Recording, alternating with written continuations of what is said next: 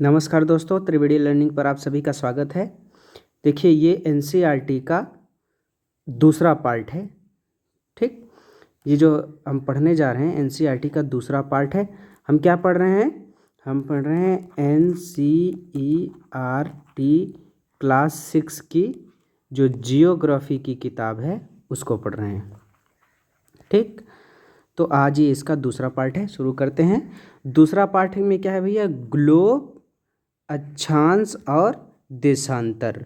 ठीक, ग्लोब, अक्षांश और देशांतर के बारे में पढ़ेंगे। ठीक, तो अब ये समझ लीजिए कि एक मोटी मोटी आपको बात बता दें कि जो पहले ग्लोब क्या होता है।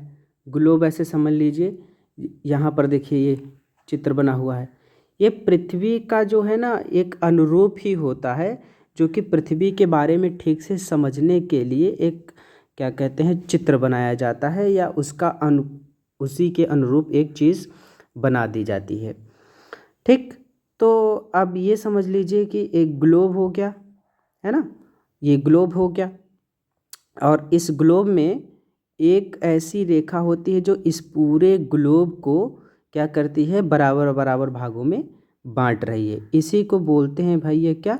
इसी को बोलते हैं भूमध्य रेखा। भूमध्य रेखा इसी को बोलते हैं। ठीक, ये 0 डिग्री पर होता है, और इसी के बराबर में जितनी रेखाएं ऐसे खींची जाती हैं ना, ये सब अक्षांश है। अक्षांश है। और देशांतर किसको बोल रहे हैं? देशांतर किसको बोलेंगे? जो इस तरीके से रेखा खींची जा रही है ऐसे। ठीक, ऊपर से नीचे तक जो रेखाएं खींची जा रही हैं ये होती है अक्षांश रेखा। तो इसी के बारे में ये पार्ट जो है हमें सिखाता है। आगे हम देखेंगे कि अक्षांश क्या है, देशांतर क्या है, ग्लोब क्या है, इन सब के बारे में पढ़ेंगे। ठीक, तो चलिए आगे चलते हैं।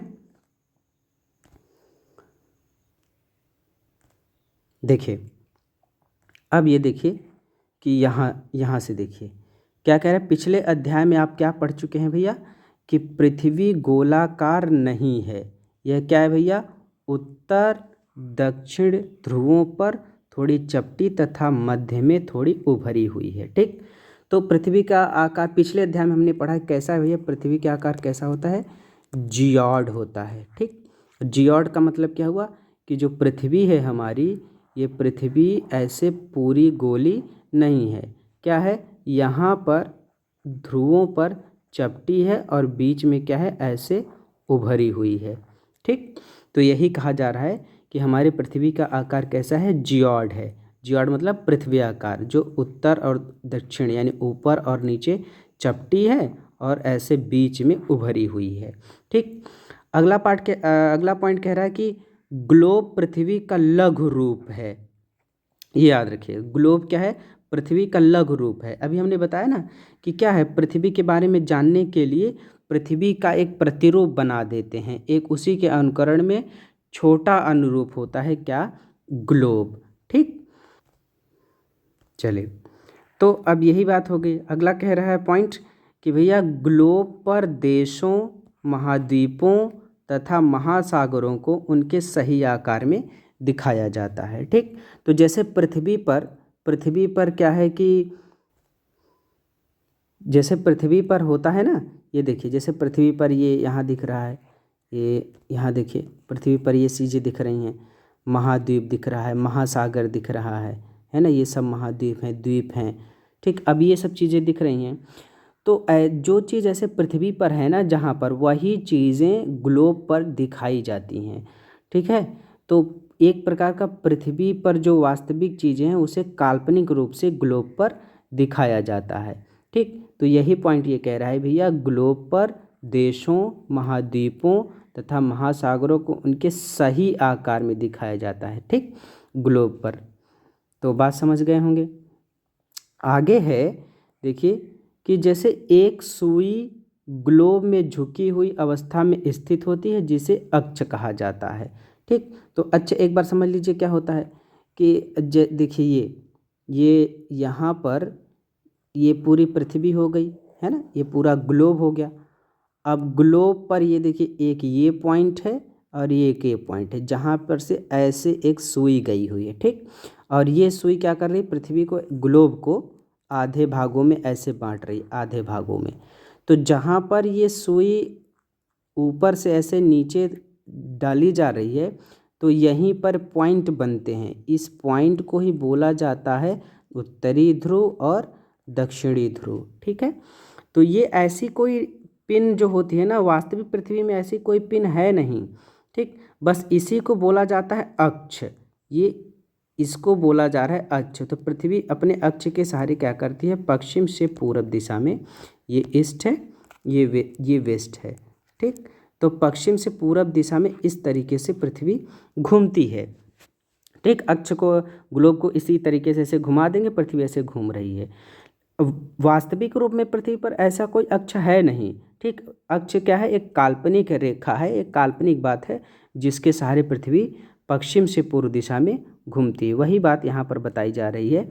क्या बताई जा रही है भैया, कि पृथ्वी जो है क्या है, कि अपने अक्ष पर घूम रही है। ठीक, ये देखिए कि एक सुई ग्लोब में झुकी हुई है। ग्लोब की बात कर रहे हैं यहाँ पे, ऐसा वास्तविक पृथ्वी में ऐसा नहीं होता कुछ। ग्लोब में क्या हो रही है, झुकी अवस्था में स्थित होती, जिसे क्या कह रहे हैं, अक्ष कह रहे हैं।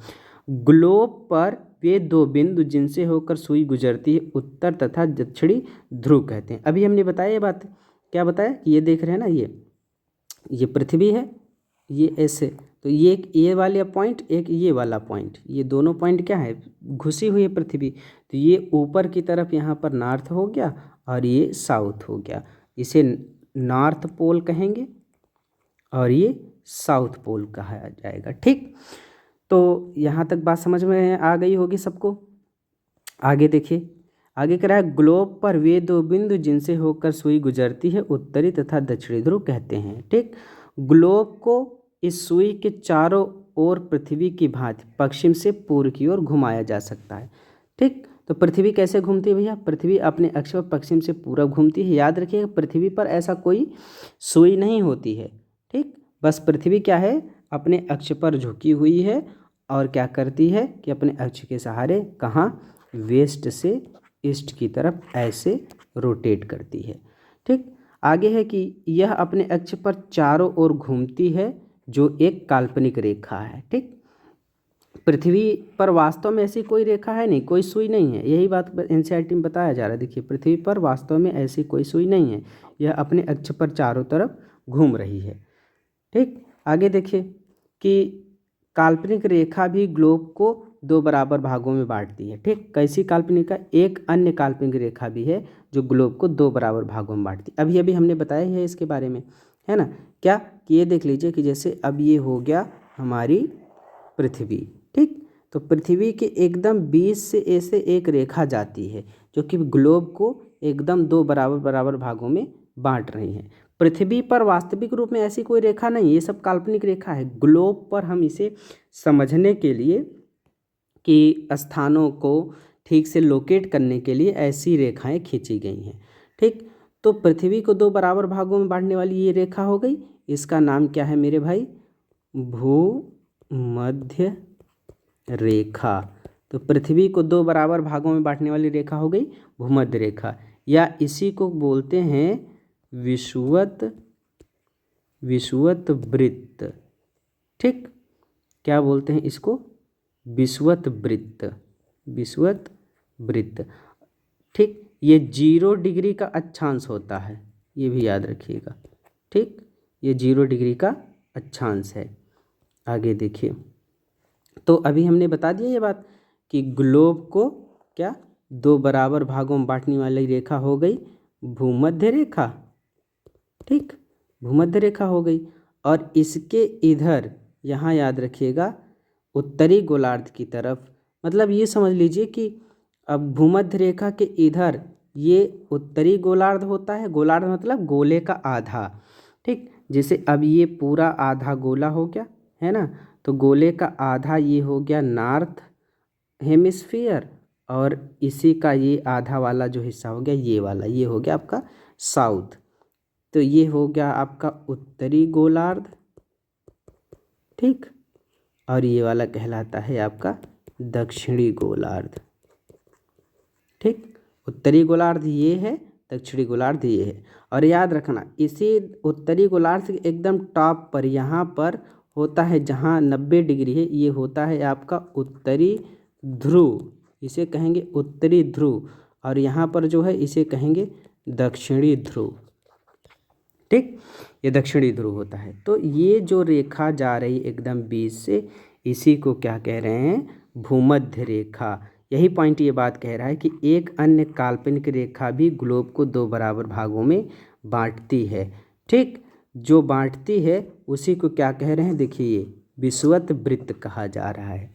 ठीक, ये देख लीजिए, ये यहाँ पर ये रेखा जा रही ना ऐसे, ये विषुवत वृत्त है।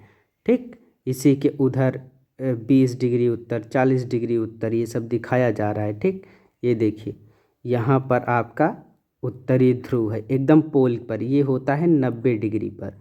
ठीक, तो जैसे इधर आ रहा है ना ये 20 डिग्री, 40 डिग्री, 60 डिग्री, 80 डिग्री, और ये होता है 90 डिग्री, उसी तरीके से साउथ में भी ऐसे ही होता है 20 डिग्री, 40 डिग्री, 80 डिग्री। एकदम साउथ पे जब उधर पहुँचेंगे ना तो यहाँ पर होगा 90 डिग्री साउथ, ये हो गया दक्षिणी ध्रुव। ठीक, तो ये पूरा ग्लोब आपको दिखा रहा है। ठीक, तो अब ये देखिए यहाँ पे कि विषुवत वृत्त से ध्रुवों तक स्थित सभी समांतर वृत्तों को क्या बोलते हैं भाई, सभी समांतर वृत्तों को बोलते हैं अक्षांश रेखाएं। ठीक, अक्षांशों को अंश में मापा जाता है। ठीक, तो अब यहाँ देख रहे हैं, यही बात कह रहे हैं कि ये विषुवत वृत्त हो गया और विषुवत वृत्त के बराबर में, इधर देखिए यहाँ देख लेते हैं। ठीक, जैसे अब ये हो गया आपका ग्लोब, हो गया ऐसे ग्लोब के एकदम बीच से जो रेखा जा रही ये होती है आपकी भूमध्य रेखा। ठीक, ये हो गई आपकी भूमध्य रेखा, और इसी के समांतर यानी इसी के एकदम बराबर से कहीं दूरी जो है ना, कहीं डिस्टेंस का मतलब ऐसे समझ लीजिए कि जैसे अब एक ये रेखा है तो दूसरी रेखा ये होकर हो गई, तो इस रेखा के बीच जो दूरी है ना वो कम नहीं होगी, वो बराबर रहेगी हर जगह। कहाँ तक, ध्रुवों तक, यहाँ पोल तक, ये नॉर्थ हो गया, ये साउथ हो गया। तो भूमध्य रेखा के एकदम बराबर से जो रेखा खींची जा रही है ना, इसी को बोलते हैं क्या, अक्षांश रेखाएं। इसे इसको गाढ़ा कर देते, ये रेखा हो गई, ये है आपकी भूमध्य रेखा। ठीक, ये है भूमध्य रेखा। तो भूमध्य रेखा के उत्तर दिशा की तरफ यहाँ तक क्या है, नॉर्थ हेमिस्फीयर है, और इधर साउथ हेमिस्फीयर मतलब गोलार्ध। ठीक, तो अब यही है, ये हो गया आपका भूमध्य रेखा, और इसी के एकदम बराबर से सभी रेखाएं खींची जाएंगी ध्रुवों तक। इन सभी रेखाओं को अक्षांश रेखा कहते हैं। ठीक, ये ईस्ट है, ये वेस्ट है। तो सिंपल एक बात और ऐसे कह सकते हैं कि अब यूँ समझ लीजिए, सिंपल बात क्या है कि ऐसे देखिए कि ग्लोब पर क्या पूर्व से पश्चिम या पश्चिम से पूर्व ना भूमध्य रेखा के समांतर खींची गई सभी क्या काल्पनिक रेखा। ठीक, ग्लोब पर पूर्व से पश्चिम या पश्चिम से पूर्व, ठीक, भूमध्य रेखा के समांतर खींची गई सभी काल्पनिक रेखाएं क्या होती हैं भैया, अक्षांश होगी। ठीक, अक्षांश होगा, ये याद रखिएगा। ठीक, तो बात समझ पा रहे होंगे। तो ये सब क्या हो गया, आपकी अक्षांश रेखा हो गई। देखिए आगे ये बात बता ही दिया हमने आपको कि विषुवत वृत्त से ध्रुवों तक, याद रखिएगा ये सब रेखा कहाँ तक, ध्रुवों तक। विषुवत वृत्त से ध्रुवों तक सभी रेखाएं हैं। ठीक, चलिए अब आगे देख लीजिए। आगे ये देख लीजिए यहाँ से कि विषुवत वृत्त 0 अंश अक्षांश को दर्शाती है। ठीक, अभी हमने बताया ये भी, चूँकि विषुवत वृत्त से दोनों तरफ ध्रुवों के बीच की दूरी पृथ्वी के चारों ओर के वृत्त का 1/4 है, अतः इसका माप होगा 360 अंश या 1/4 यानी 90 अंश। इस प्रकार 90 अंश उत्तरी अक्षांश उत्तर ध्रुव को दर्शाता है तथा 90 अंश दक्षिणी अक्षांश दक्षिणी ध्रुव को दर्शाता है। ठीक, तो ये बातें समझ गए होंगे। अब देखिए यहाँ समझ लीजिए, यहीं पर अब बता देता हूँ कि जैसे अब ये हो गया आपका ग्लोब, ये ग्लोब हो गया, तो ये हो गया आपका भूमध्य रेखा, ये है आपकी भूमध्य रेखा, है ना।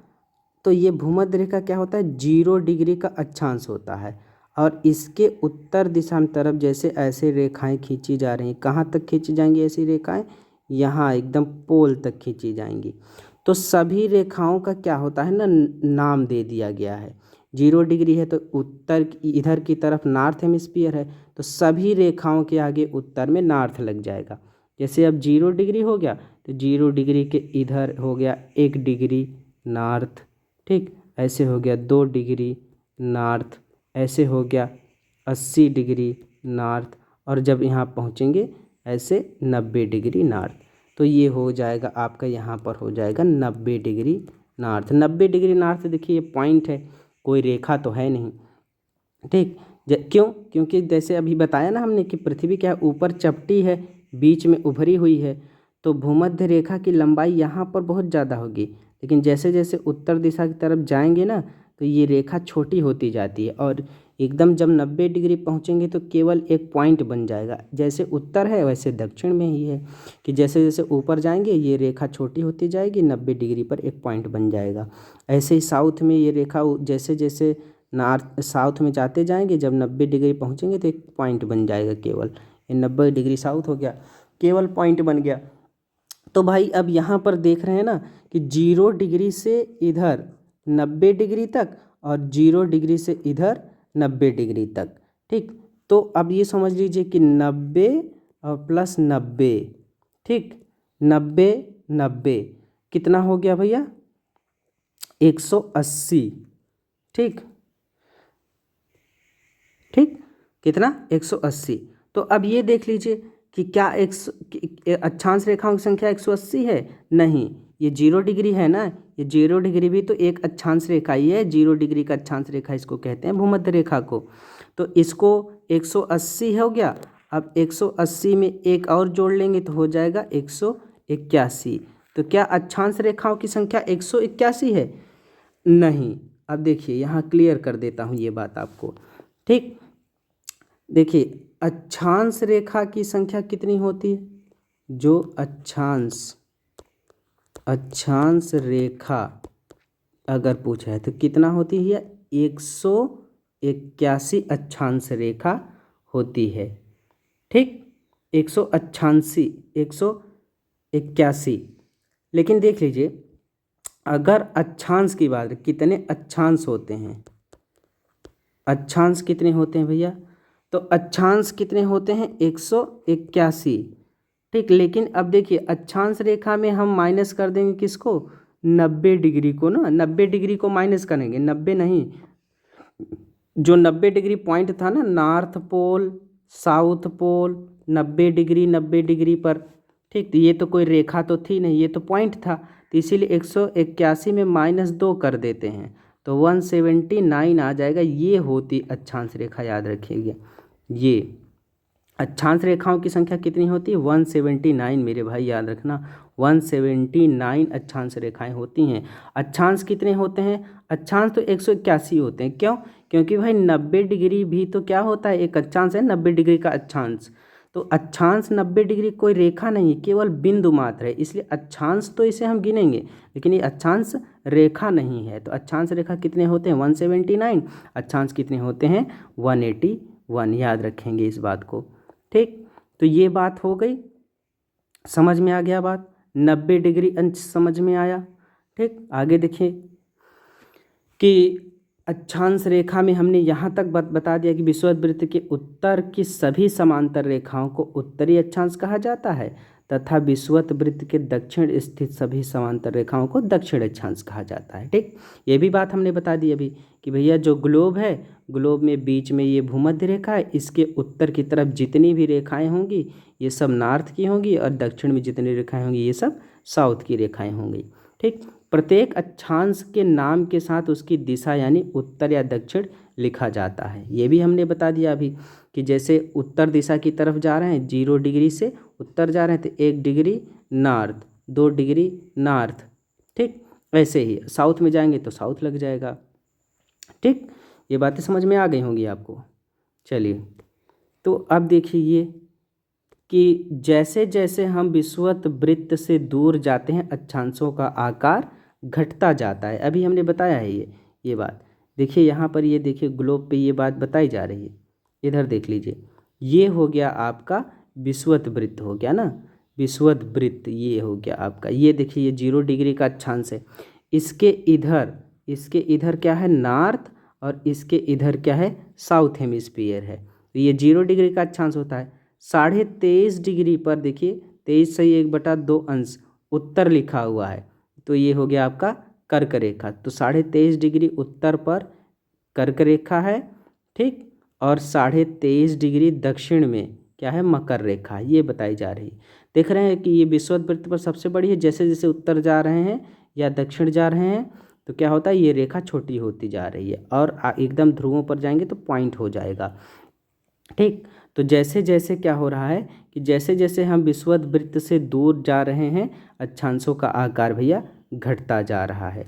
ठीक, अब देख लेंगे यहाँ पर क्या दिख रहा है कि महत्वपूर्ण अक्षांश या समांतर रेखाएं क्या है। समांतर इन्हें क्यों कह रहे हैं ये समझ गए होंगे आप बात। क्यों? क्योंकि भैया जो ग्लोब है, ग्लोब पर ये जो विषुवत रेखा है, विषुवत रेखा के एकदम समांतर रूप से ध्रुवों तक खींची जा रही ना ये सब रेखाएं, इसलिए तो इनको अक्षांश रेखा कह रहे हैं। ठीक, तो वही बात यहाँ पर बताया जा रहा है कि कुछ महत्वपूर्ण अक्षांश के बारे में पढ़ेंगे। पहले देख ले विषुवत वृत्त कहाँ भी है 0 डिग्री, उत्तर ध्रुव 90 डिग्री उत्तर, दक्षिणी ध्रुव 90 डिग्री दक्षिण के अतिरिक्त 4 महत्वपूर्ण अक्षांश रेखाएं और भी हैं। ठीक, 4 महत्वपूर्ण अक्षांश रेखा और भी है। यहाँ है देख लीजिए कौन कौन सी है, ये देखिए ग्लोब पर देख लीजिए ये।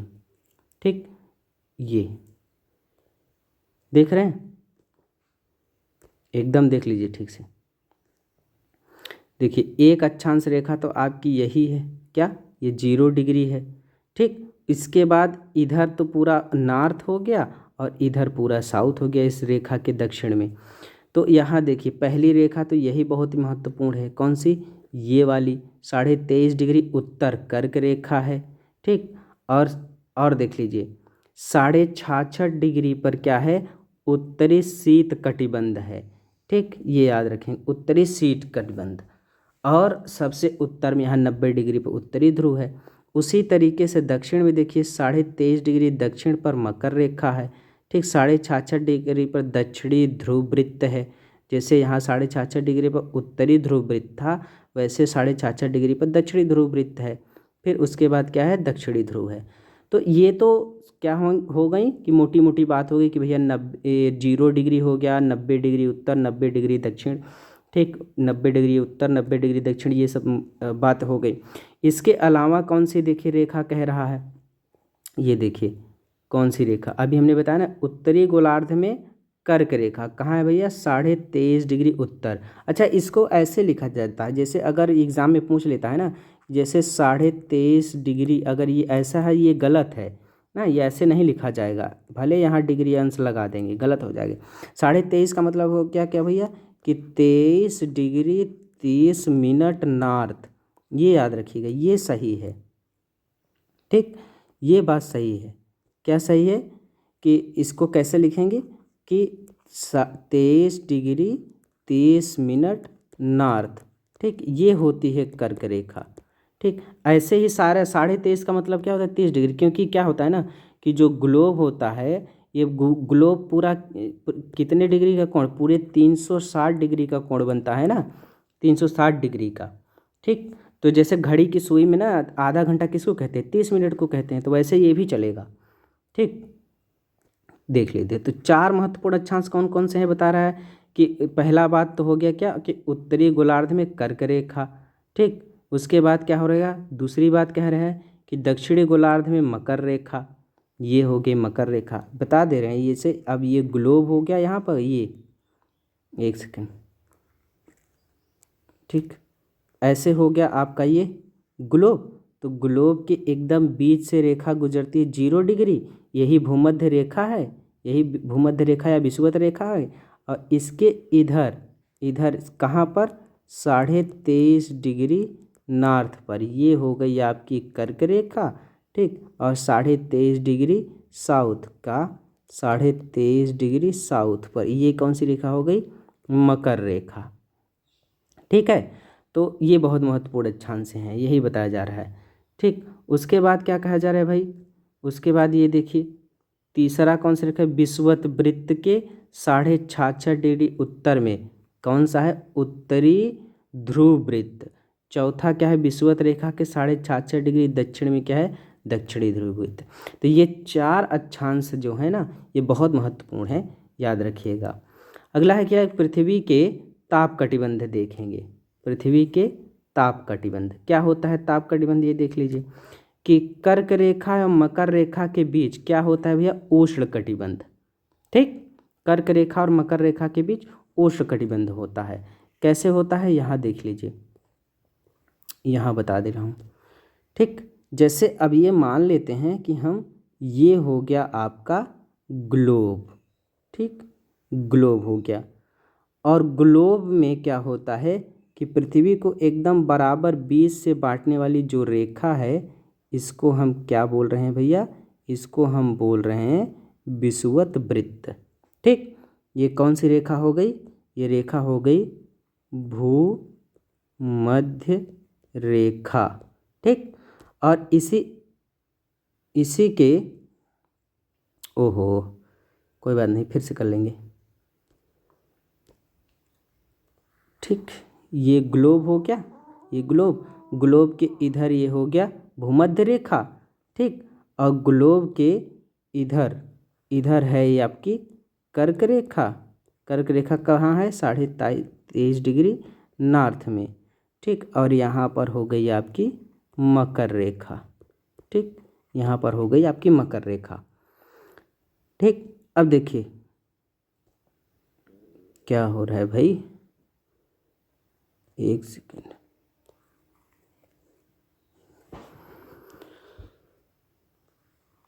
ऐसे ग्लोब हो गया, जल्दी जल्दी बना दे रहा हूँ, ठीक। ये हो गया आपका भूमध्य रेखा, ठीक। और ये हो गया आपका कर्क रेखा, ये हो गई आपकी मकर रेखा। तो याद रखिए कर्क और मकर रेखा के बीच में, ऐसे कर्क और मकर रेखा के बीच का पूरा एरिया, ये पूरा एरिया, ये यहाँ से यहाँ तक, ये पूरा एरिया क्या कहलाता है? ये पूरा एरिया कहलाता है क्या? उष्ण कटिबंध, ठीक। ये उष्ण कटिबंध ट्रॉपिकल जोन है, ठीक। और उसके बाद याद रखिए कि यहाँ से ऐसे जाएंगे कहाँ? 66.5 डिग्री नॉर्थ पर, और ऐसे ही 66.5 डिग्री साउथ पर, ठीक। यहाँ पर इसके बीच का जो एरिया है ना, ये वाला जो एरिया है, इसको क्या कहेंगे भाई? इसको कहेंगे हम शीतोष्ण कटिबंध, शीतोष्ण कटिबंध, ठीक। और यहाँ पर जो रेखा है 90 डिग्री तक, यहाँ 90 डिग्री तक जो है, इसको कहेंगे शीत कटिबंध। यहाँ पर जो है 90 डिग्री पर, इसको कहेंगे शीत कटिबंध, ठीक। तो ये समझ आ गई बात, क्या क्या होता है? उष्ण कटिबंध कहाँ से कहाँ तक है? ये कर्क रेखा, ये मकर रेखा के बीच का जो क्षेत्र है वो कहला रहा है उष्ण कटिबंध, ठीक। और यहाँ पर 66.5 डिग्री है, ये अलग कलर से कर दे रहे हैं, ये देखिए यहाँ पर 66.5 डिग्री है। तो 66.5 डिग्री और कर्क रेखा के बीच क्या होता है कि उत्तरी शीतोष्ण कटिबंध होगा, और 66.5 डिग्री साउथ जो है, यहाँ पर 66.5 डिग्री साउथ के बीच का जो एरिया होगा, ये वाला, इसको क्या कहेंगे? इसको कहेंगे दक्षिणी शीतोष्ण कटिबंध। और 90 डिग्री पर हो जाएगा शीत कटिबंध दोनों तरफ, ठीक। तो इस तरीके से 4 कटिबंध आपके सामने हैं, ठीक। तो इसी को कहा जा रहा है भैया उष्ण कटिबंध कहा जा रहा है, कि कर्क रेखा मकर रेखा के बीच क्या है भैया? उष्ण कटिबंध है, ठीक। आगे कह रहा है ध्रुव की तरफ सूर्य की किरणें तिरछी होती जाती हैं। ठीक, ध्रुवों की तरफ सूर्य की किरणें तिरछी होती जा रही हैं। कैसे? अब यहाँ ये भी क्लियर कर दे रहा हूँ आपकी ये बात कि देखिए, अब ये हो गया आपका ग्लोब। ठीक, ये हो गया आपका ग्लोब और ये हो गया सूर्य। ठीक, अब सूर्य की किरणें एकदम सीधी जाएंगी इक्वेटर लाइन पर। ये भूमध्य रेखा है। आपको पता है कि पृथ्वी ऐसे झुकी हुई है ना, 23.5 डिग्री। सूर्य सीधा जा रही है। अब देखिए, ध्रुवों पर जो प्रकाश जाएगा ना भाई, वो तिरछा जाएगा ऐसे। ध्रुवों पर जो प्रकाश जाएगा वो तिरछा जाएगा, वो सीधा नहीं जाएगा। सीधा कहाँ जाएगा? इक्वेटर लाइन पर जाएगा। तो तिरछा जा रहा है, तिरछा जा रहा है तो प्रकाश की तीव्रता भी कमज़ोर होगी और प्रकाश में उतनी ज़्यादा एनर्जी भी नहीं होगी, है ना, ऊर्जा भी नहीं बहुत ज़्यादा होगी। तो वही बात कह रहा है कि ध्रुव की तरफ सूर्य की किरणें तिरछी होती जाती हैं। उत्तरी गोलार्ध में कर्क रेखा एवं दक्षिण, ठीक, एवं उत्तरी ध्रुव वृत्त तथा दक्षिणी गोलार्ध में मकर रेखा एवं दक्षिणी ध्रुव वृत्त के बीच वाले क्षेत्र का तापमान मध्यम रहता है। जब जैसे जैसे उत्तर जा रहे हैं, अब ग्लोब है, ग्लोब के जैसे जैसे उत्तर जाएंगे सूर्य का प्रकाश तिरछा पड़ेगा। तो तिरछा पड़ेगा तो क्या हो जाएगा? कम एनर्जी रहेगी प्रकाश में। तो वही बात कह रहा है कि ध्रुववृत्त के बीच वाले क्षेत्र का तापमान कैसा रहेगा भैया? मध्यम रहेगा। इसीलिए इनको क्या करें? शीतोष्ण कटिबंध कह रहे हैं। शीतोष्ण कटिबंध किसके किसके बीच है? अभी हमने बताया। शीतोष्ण कटिबंध किसके किसके बीच में है?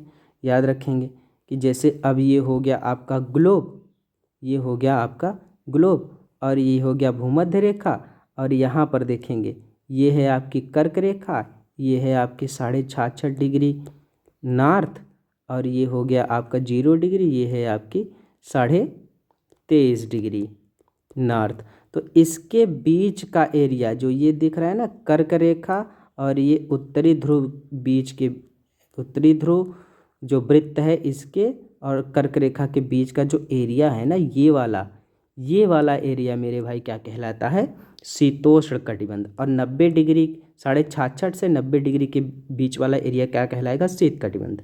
ठीक, आगे देख लीजिए, ये भी मिल जाएगा कि गोलार्ध में क्या, उत्तरी गोलार्ध में उत्तरी ध्रुव वृत्त और उत्तरी ध्रुव तथा दक्षिण गोलार्ध में दक्षिणी ध्रुव वृत्त और दक्षिणी ध्रुव के बीच के क्षेत्र में ठंडा बहुत होता है। क्योंकि क्या भैया? यहाँ सूर्य क्षितिज से ज़्यादा ऊपर नहीं आ पाता है। ठीक, इसीलिए क्या होता है? शीत कटिबंध। ठीक, अभी हमने बताया ये बात कि जैसे अब ग्लोब है ना, तो ग्लोब पर अब सूर्य है तो सूर्य का प्रकाश यहाँ पर ज़्यादा पड़ रहा है, लेकिन वहाँ पर बहुत कम जा रहा है, यहाँ पर बहुत कम प्रकाश पड़ रहा है ना। इसीलिए क्या होता है? यहाँ का एरिया जो होता है दोनों ध्रुवों का बहुत ठंडा होता है। यहाँ पर 6 महीने दिन 6 महीने रात होती है। ठीक, ये याद रखिएगा, 6 महीने दिन 6 महीने रात ध्रुवों पे होती है। क्यों? क्योंकि सूर्य का प्रकाश वहाँ पे पहुँच ही नहीं पा रहा है, बहुत कम जा रहा है। और बहुत कम जाने की वजह से क्या हो रहा है कि इन पोलों पर क्या हो रहा है कि बहुत ज़्यादा ठंडा रहता है। इसीलिए इसको क्या बोलते हैं? शीत कटिबंध इसको बोलते हैं, फ्रीजिड जोन। इंग्लिश में इसे फ्रीजिड जोन कहते हैं। ठीक, तो ये हो गया मुख्य मुख्य अक्षांश आपके। ठीक, आगे क्या है भैया? आगे है देशांतर क्या है, कह रहा है, कह रहे क्या भैया? देशांतर क्या है? देशांतर क्या है देख लीजिए कि प्रशांत महासागर में स्थित टोंगा द्वीप एवं हिंद महासागर में स्थित मॉरिशस द्वीप जो है वो एक ही अक्षांश पर हैं, दक्षिणी।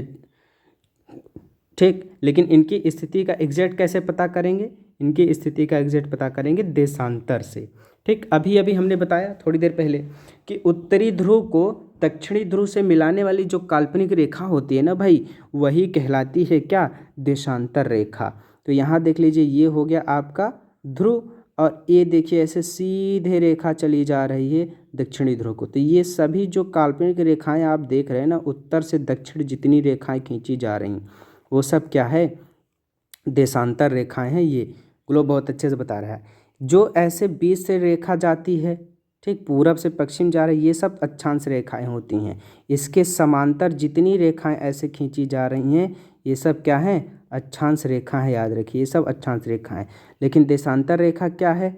देशांतर रेखा आप देख रहे हैं कि ये रेखाएं देशांतर रेखाएं हैं, उत्तरी ध्रुव को दक्षिणी ध्रुव से एकदम खड़े में मिला रही हैं, इसी को देशांतर रेखा कहते हैं। ठीक है ना। तो ये अब ये सब रेखाएं क्यों खींची जा रही हैं, इससे क्या पता चलता है, लोकेशन के बारे में एग्जैक्ट जानकारी प्राप्त होती है, लोकेशन के बारे में। ठीक, तो देखिए अब देशांतर क्या भी है, ये अर्धवृत्त है। जितनी जैसे रेखाएं होती हैं ना, जितनी देशांतर, जैसे अब ये ग्लोब हो गया ना, अब ये ग्लोब ऐसे पृथ्वी को बांट रहा है। अब पृथ्वी पश्चिम से पूर्व दिशा में जाती है ना, अब पृथ्वी को घुमा दीजिए, फिर से मान लीजिए कोई और रेखा यहाँ सामने आ गई, फिर से घुमा देंगे, फिर कोई ये रेखा ऐसे सामने आ जाएंगी, क्योंकि सभी रेखाएं ऐसे बराबर जा रही हैं ना, यही रेखा ऐसे जाती है, ऐसे सभी रेखाएं इस पृथ्वी को बराबर बराबर भागों में बांटती हैं। यानी जितनी देशांतर रेखा होती है ना भाई, वो सब रेखाएं पृथ्वी को बराबर भागों में बांटती हैं। इसीलिए क्या कहा जाता है, इसे अर्धवृत्त हैं। तथा इनके बीच की दूरी ध्रुवों की तरफ बढ़ने पर क्या होती है, घटती जाती हैं एवं ध्रुवों पर शून्य हो जाती हैं। ठीक, यहाँ सभी देशांतरीय याम्योत्तर आपस में मिल जाती हैं। याम्योत्तर मतलब देशांतरीय है, तो सभी देशांतर रेखा मिल जाती है। कहाँ मिल जाती हैं, ये देखिए, आगे दिखा देता हूँ। ये देखिए, देख रहे हैं कि अब मान लीजिए कि ये हो गया इक्वेटर लाइन, ऐसे 0 डिग्री हो गया, है ना। तो देखिए 0 डिग्री पर इनके बीच का ऐसे डिस्टेंस बहुत ज़्यादा है ना। कैसे, ये देखिए, यहाँ देखिए कि ऐसे देख लीजिए, दूसरे कलर से कर देता हूँ। देखिए अब ये हो गया आपका, मान लीजिए अभी ये हो गया आपका क्या, ये हो गया आपका भूमध्य रेखा। ठीक, और भूमध्य रेखा में ये देखिए कि यहाँ पर जो इनका डिस्टेंस है, यहाँ पर यहाँ पर जो इनके बीच की दूरी है, वो जैसे जैसे हम इधर जा रहे हैं, देखिए ये दूरी कम होती जा रही ना, ये दूरी कम होती जा रही, और ध्रुवों पर चले गए तो क्या हो गया, 0 हो गया। यानी जितनी देशांतर रेखाएं हैं ना, सब जाकर ध्रुवों पे मिलती हैं। जैसे यहाँ मिल रही ना, ऐसे ही दक्षिण में भी जा कर के मिलती हैं। तो जैसे जैसे हम उत्तर जाएंगे, इनके बीच का जो दूरी है, इनके बीच की दूरी, ये दूरी कम होती जाएगी और अंत में ध्रुवों पर जा कर के एकदम 0 हो जाएंगी। तो याद रखना कि देशांतरों के बीच की सबसे ज़्यादा जो दूरी है वो कहाँ है, वो भूमध्य रेखा पर ही है। जैसे जैसे ध्रुवों पर जाएंगे ये दूरी कम होती जाएगी। यही पॉइंट, ये जो पॉइंट है, यही बात कह रहा है, याद रखिएगा कि क्या कह रहा है कि ये अर्धवृत्त हैं। कौन अर्धवृत्त, देशांतर अर्धवृत्त हैं, और ध्रुवों की तरफ बढ़ने पर क्या होती है, इनके बीच की दूरी घटती जा रही है। ध्रुवों पर कहाँ हो जाती है भैया, शून्य हो जाती है। ठीक, यहाँ सभी देशांतर याम्योत्तर आपस में मिल जाती है। कहाँ पर, 0 डिग्री पर। ठीक, अक्षांश रेखाओं से भिन्न सभी देशांतरों की लंबाई समान होती है। अभी हमने बताया कि ये जो ग्लोब होता है, ऐसे बराबर बराबर भागों में अगर बांट रहे हैं तो सब दूरी बराबर होती है, लंबाई सबकी समान होती है। ठीक, आगे देखिए कि ये एक ग्रीनविच रेखा होती है। ठीक, ग्रीनविच रेखा क्या होती है, जहाँ ब्रिटिश राज की वेधशाला स्थित है। ये ग्रीनविच कहाँ है, ब्रिटिश राज की वेधशाला स्थित है, ठीक, से गुजरती है। ग्रीनविच रेखा कैसे कहते हैं, जैसे अभी हमने यहाँ अक्षांशों में देखा था ना, उसी तरीके से देशांतर रेखाओं को भी हम काउंट करते हैं। तो देशांतर रेखाओं में एक रेखा ऐसे होती है, ध्रुवों से ध्रुवों तक तो सभी रेखाएं मिलाती हैं, लेकिन हम इनको पहचानने के लिए सबका नाम दे दिए हैं। एक को हम डालते हैं जैसे 0 डिग्री देशांतर। ठीक, जो 0 डिग्री देशांतर होता है ना, ये कहाँ से गुजरती भाई, ये रेखा गुजरती है ग्रीनविच से। ठीक, ग्रीनविच कहाँ है भैया, ब्रिटेन में। ठीक, ब्रिटेन में ग्रीनविच रेखा है। तो इस 0 डिग्री के इधर पूरब की तरफ ये होगा पूर्वी गोलार्ध। ठीक, और 0 डिग्री के इधर क्या होगा, 0 डिग्री के इधर होगा पश्चिमी गोलार्ध। ठीक, 0 डिग्री के इधर होगा ईस्ट और इधर होगा वेस्ट। ठीक, चलिए, तो यही बातें यहाँ पर बताई जा रही हैं कि देशांतरीय याम्योत्तर लंबाई में समान भी हैं, और ग्रीनविच जो है जहाँ ब्रिटिश राज की वेधशाला स्थित है, ये भी रखे, ब्रिटिश राज की वेधशाला स्थित है, से गुजरती है। ठीक, अब देखिए इस याम्योत्तर को क्या बताते हैं, प्रमुख याम्योत्तर कहते हैं। किसको, ग्रीनविच को। ठीक, इसका मान 0 डिग्री देशांतर है, अभी हमने बताया। ठीक, तथा यहाँ से 180 डिग्री पूरब या 180 डिग्री पश्चिम तक गणना करते हैं। ठीक। प्रमुख याम्योत्तर तथा 180 डिग्री याम्योत्तर मिलकर पृथ्वी को दो समान भागों या पूर्वी गोलार्ध पश्चिमी गोलार्ध में बांटते हैं। ठीक, तो ये बात समझ ही गए होंगे।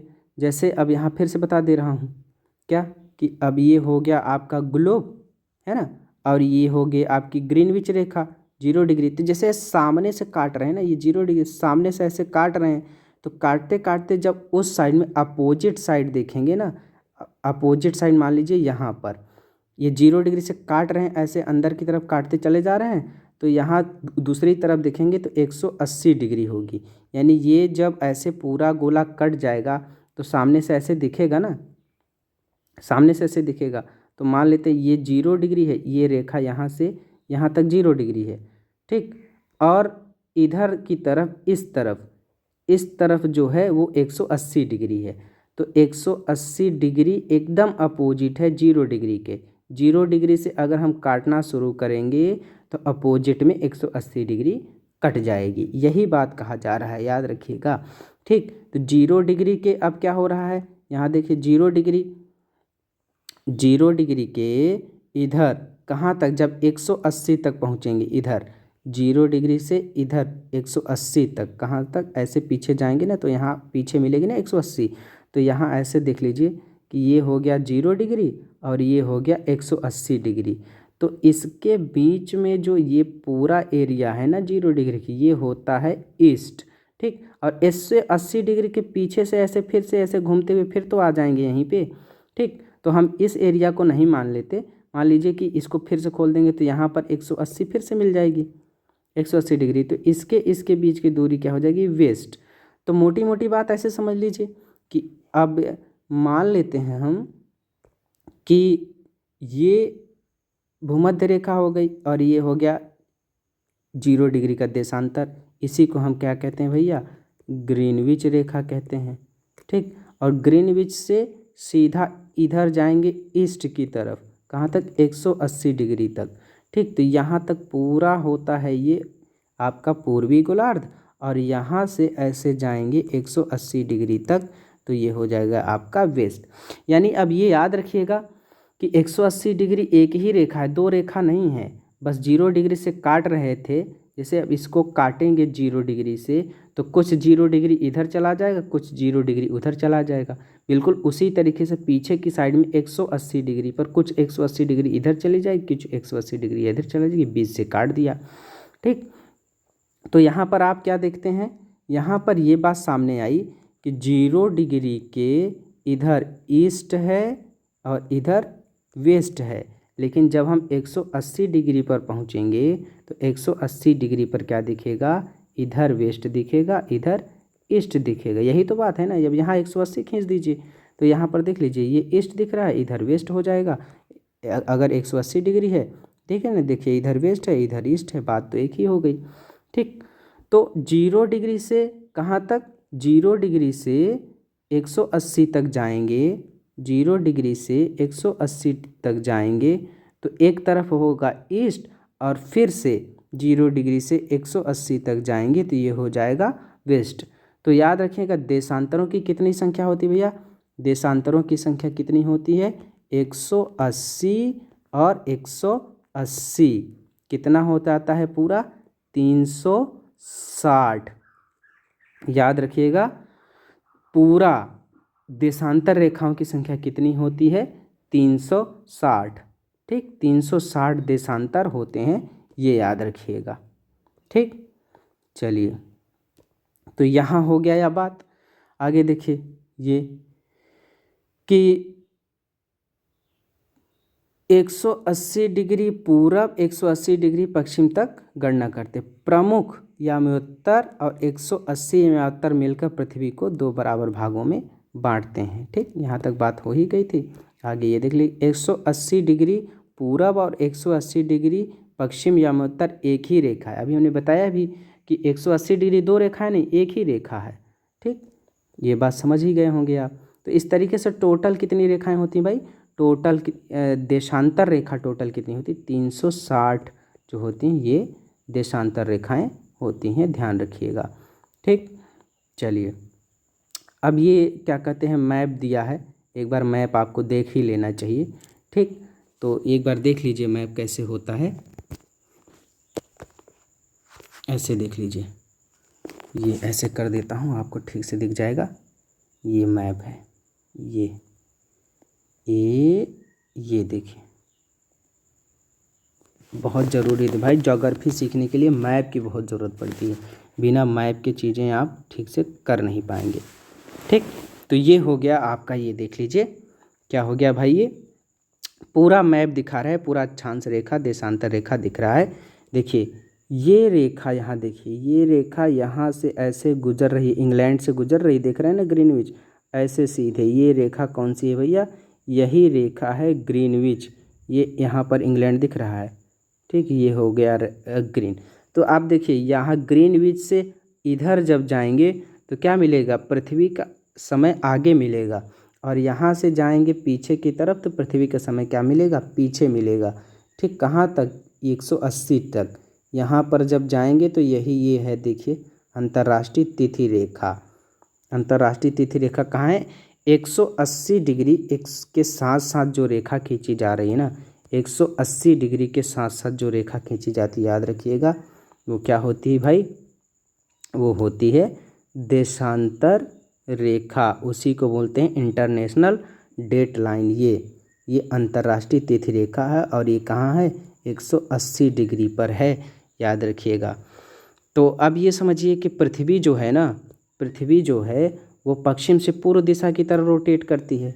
अब पृथ्वी है पश्चिम से पूर्व दिशा की तरफ रोटेट करती है, तो 1 डिग्री जो ये सामने है ना, सूर्य जो है पूरब की तरफ से निकलता है, तो ये ऐसे सूर्य का प्रकाश मान लीजिए 0 डिग्री पे पड़ा, एकदम लंबवत, मान लीजिए 90 डिग्री एकदम सीधा जा रहा है ऐसे। ठीक, और पृथ्वी क्या है, पश्चिम से पूर्व दिशा में घूम रही है, तो 0 डिग्री से 1 डिग्री पर, 0 डिग्री से 1 डिग्री पर पहुंचने में, ये प्रकाश यहाँ पर पहुंचने में 4 मिनट का समय लगाएगा। यानी एक देशांतर से दूसरे देशांतर तक पहुंचने में पृथ्वी को 4 मिनट का समय लगता है। ठीक, तो 4 मिनट क्या होगा, ऐसे पीछे जाता जाएगा। ठीक, 0 डिग्री के इधर, किधर, वेस्ट में, 0 डिग्री के वेस्ट में जैसे जैसे जाएंगे, समय 4 मिनट, 4 मिनट, हर एक देशांतर पर 4 मिनट समय पीछे है ना 0 डिग्री से, क्योंकि सूर्य का प्रकाश 0 डिग्री पड़ा, 4 मिनट बाद 1 डिग्री पड़ रहा है, 1 डिग्री वेस्ट पर, फिर 4 मिनट बाद 2 डिग्री वेस्ट पर पड़ रहा है, फिर 4 मिनट बाद क्या कहते हैं 3 डिग्री पड़ रहा है। इस तरीके से 4 करके जाएंगे तो आप देखेंगे कि 15 डिग्री पर 1 घंटे का अंतर आ जाएगा, 15 डिग्री पर।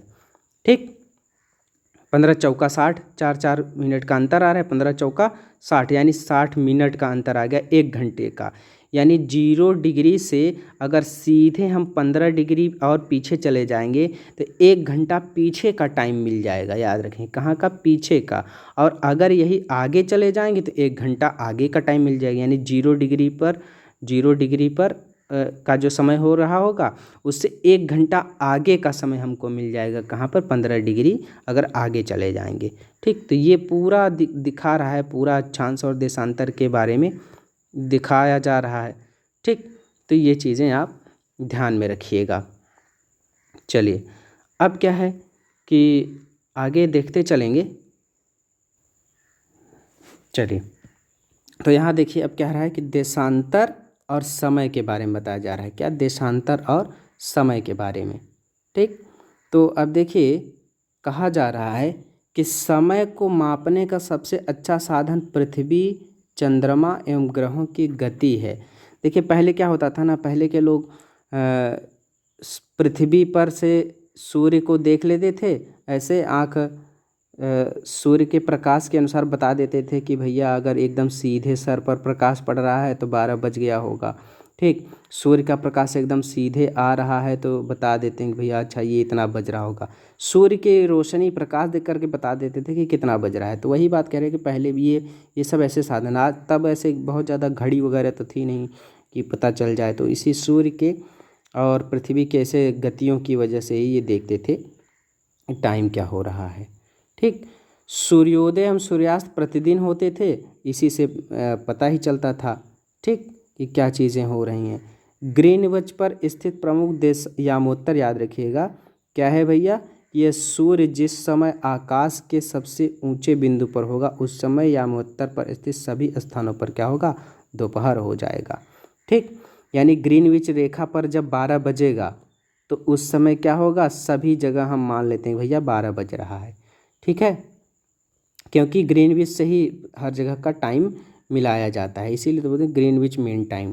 ठीक, पृथ्वी पश्चिम से पूर्व की ओर चक्कर लगाती है, अतः वे स्थान जो ग्रीनविच के पूरब में है उनका समय ग्रीनविच समय से आगे होगा, अभी हमने बताया अभी, और जो पश्चिम में है उनका समय पीछे होगा।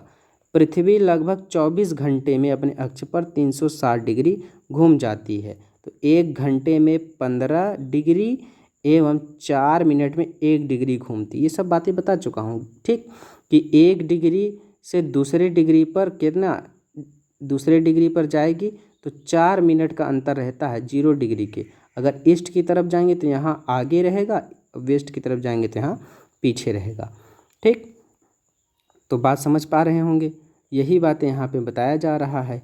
ठीक, कि इस प्रकार जब ग्रीनविच में दोपहर के 12 बजते हैं उसी समय तब क्या होगा, ग्रीनविच से 15 डिग्री पूरब में क्या होगा, समय कैसा होगा, आगे मिलेगा ना, पूरब में जाएंगे तो आगे मिलेगा, तो 15 गुणी 4 बराबर 60 मिनट, यानी ग्रीनविच के समय से 1 घंटा आगे, अर्थात वहाँ दोपहर का 1 बजा होगा। ठीक, यानी जब ग्रीनविच पे 12 बज रहे हैं तो ग्रीनविच से पूरब की तरफ जाएंगे 15 डिग्री पर तो वहाँ 1 घंटा आगे का टाइम मिलेगा। तो यहाँ अगर ग्रीनविच पे 12 बज रहे हैं तो वहाँ पर क्या बजेगा, 1 बजा होगा।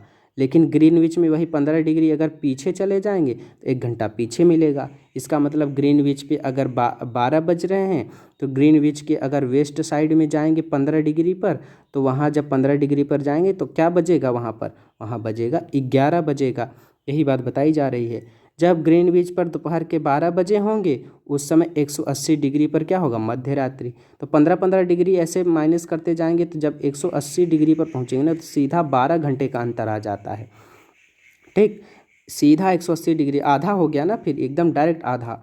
तो 24 घंटे का दिन होता है तो वहाँ जब 180 डिग्री पर पहुँचेंगे तो सीधा 12 घंटे का अंतर आ जाएगा, तो 12 घंटे का अंतर आ जाएगा। याद रखिएगा, अगर ग्रीनविच में दोपहर के 12 बज रहे हैं ग्रीनविच में तो 180 डिग्री पर क्या होगा, मध्य रात्रि।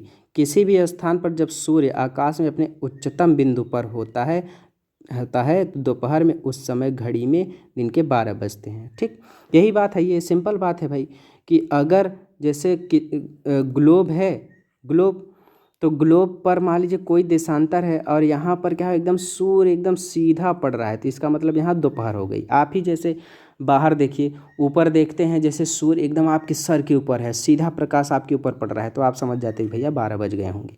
ठीक, घड़ी के द्वारा दिखाया गया समय उस स्थान का स्थानीय समय माना जाता है।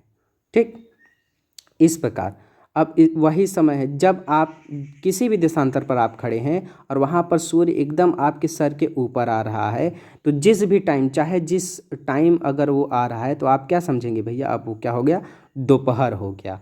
ठीक, जब सूर्य आपके ऊपर आ जाएगा तो होगा क्या, दोपहर हो जाएगा। ठीक, अब देखिए, तो जब आएगा उसी को क्या कहेंगे, स्थानीय समय कहते हैं।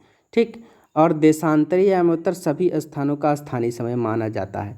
मतलब कहीं भी, जैसे भारत, ये भारत के एकदम 20 से 82.5 डिग्री जो ईस्ट होती है ना, 82.5 डिग्री ईस्ट देशांतर, ये भारत के एकदम 20 से गुजरता है।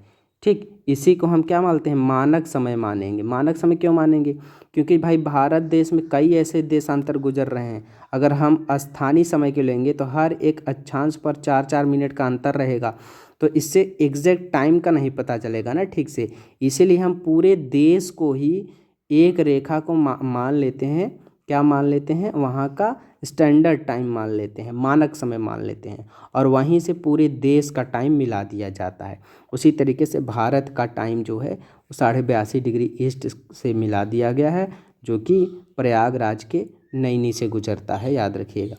ठीक, तो ये 82.5 डिग्री ईस्ट जो है वो भारत का क्या है, मानक समय है, याद रखेंगे। ठीक, हम मानक समय क्यों मानते हैं, देख लीजिए, हम मानक समय क्यों मान रहे हैं। मानक समय इसीलिए भाई मान रहे हैं क्योंकि मान लीजिए कि अगर कोई देश है, ठीक, और देश में कई देशांतर हैं, कई देशांतर, तो हर एक देशांतर के बीच में 4-4 मिनट का अंतर रहेगा ना। तो पता चला एक ही अगर देखेंगे, एक ही देश में क्या हो जाएगा, अलग अलग स्थानीय समय हो जाएगा ना, तो टाइम की बहुत कन्फ्यूजन हो जाएगी।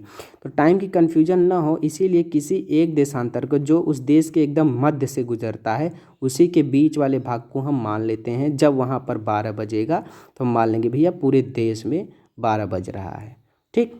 तो देखिए अलग अलग यामोत्तर पर स्थित स्थानों के स्थानीय समय में, स्थानीय समय क्या होता है, जब देशांतर पर सूर्य एकदम, किसी भी देशांतर पर सूर्य एकदम लंबवत पड़ रहा है उसे स्थानीय समय कहते हैं, ठीक। तो अलग अलग यामोत्तर पर स्थित स्थानों के स्थानीय समय में अंतर होता है, ठीक, अंतर होता है, ठीक। इसीलिए तो क्या करते हैं हम